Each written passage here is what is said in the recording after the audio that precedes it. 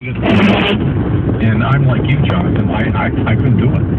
No, I couldn't do it. I just could not possibly look the victim in the eyes and not feel enormous compassion for him. I'd be the worst criminal defense lawyer for someone who is guilty, but I'd be the best one for someone who is innocent. But I don't like criminal law for that reason. It's oftentimes very hard to determine whether someone is telling me the truth.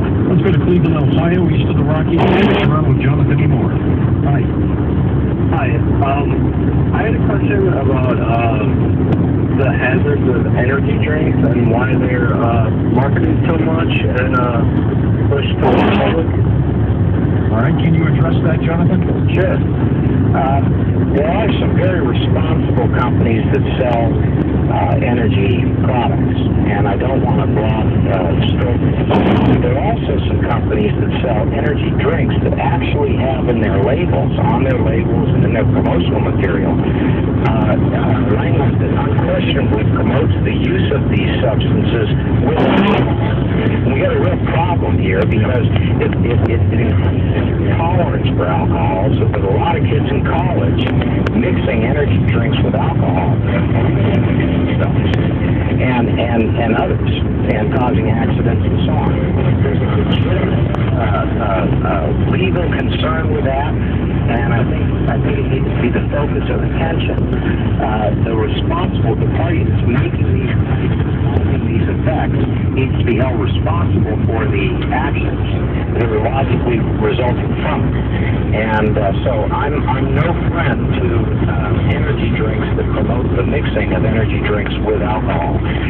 But the use of B vitamins and other things that increase energy are perfectly appropriate things, even caffeine. There's some things like these little shots of 5-hour energy. In moderation. Yeah, sure. And I wouldn't want the government to deprive people of these things because they actually help people. They help people stay awake, and a lot of people work overnight.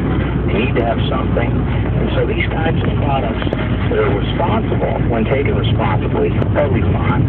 The ones that are promoted for this sort of an underground market with kids using these things to mix with alcohol, now that's irresponsible. And when a big company does that, that's outrageous.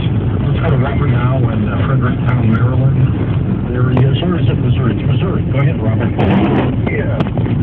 I used to work for a company in Missouri that put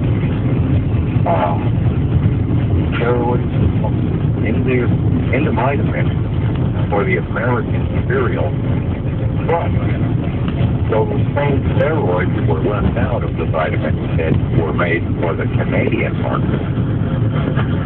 So you're saying they mix different ingredients for whatever market they were selling. How can they do that, John? Well, I don't know about this specifically, of course, but this sounds like another instance of spiking a product with a drug. Steroids are drugs, and when a company takes a vitamin or a mineral and puts in spikes a product with these things, it's of course a crime, and they should be acted against. We have a right to know what's in the products we take, and that we don't. If you knew that you were drinking milk and had a little LSD in it, well, my goodness. I mean, we have a right to know what's in our products, and we have a right to products that are safe and that are appropriate to consume. It's just that we have an equal right to access things that are healthy and have the government stand away from the market and let that happen. So when the quintessential point is injury. If a product's going to cause you an injury, the government has a right to stop that, to protect this. But if the product isn't going to cause an injury, the government should stand away from it and let the marketplace evaluate it. Let people receive it, let them discuss it, evaluate it. That's part of our freedom that the government is very much interested presently in taking away from us. If you could fix one thing about the FDA, what would it be? I would get rid of the drug approval process. I would put it into private hands. I have universities in a blinded process evaluate the safety and efficacy of drugs using testing of those things in clinical trials would be hidden from the drug company and hidden from the public until the results are reached. Who would fund the studies? The drug companies. They would pay into a fund with the Treasury and under the Justice Department's jurisdiction. And would administer. And then that money would go out to divvied up by the Justice Department to all these centers at universities. And randomly they would be selected to evaluate drugs. And this way, all this undue influence from the big drug companies wouldn't be there. Good. So the company that wanted to push a specific drug could not give a certain amount of money to a university and say, hey, do this study. That would obviously be taken. Right, that would be a prohibited right. Anything that would result in undue influence would be prohibited, and the drug company wouldn't even know where its drug was being tested among various centers. Let's go to West Palm Beach, Florida. Squeeze you in here, Michael. Go ahead. But I heard Georgia, big time fan. What do you think? For you. Do you think the government actually fast food restaurants or what? Oh, the FDA wants that to say. Population. And I was wondering, all the good things and all the vitamins and whatnot cost more money and stuff. Do you think they do that on purpose? 1 minute to go, John. Well, I think the government exercises coercion to produce results that it thinks it knows better than you do what's in your interest, and also to serve the interests of its principal regulatees and companies. So there are protective steps taken that allow things that are nasty foods to be in the market because the government regulator thinks that it's beneficial.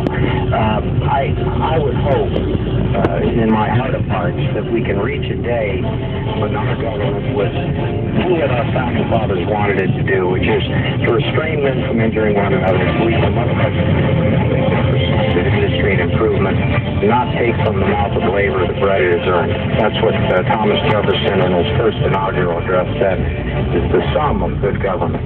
Bottom line, be smart, everybody, when you're out there buying things, putting things in your mouth.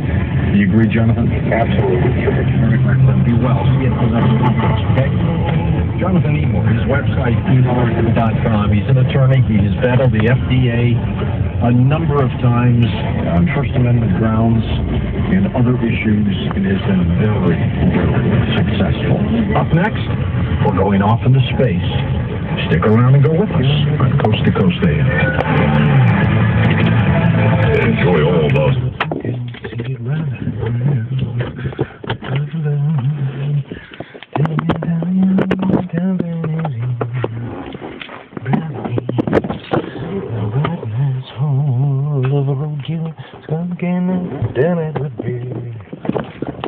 Hey, it's the first day I gotta make a video with my new cell phone-y.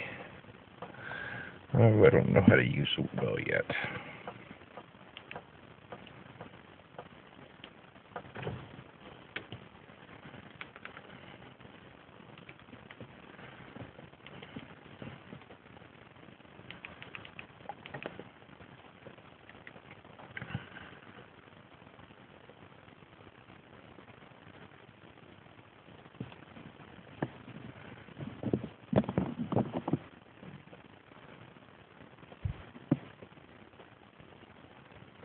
Hello?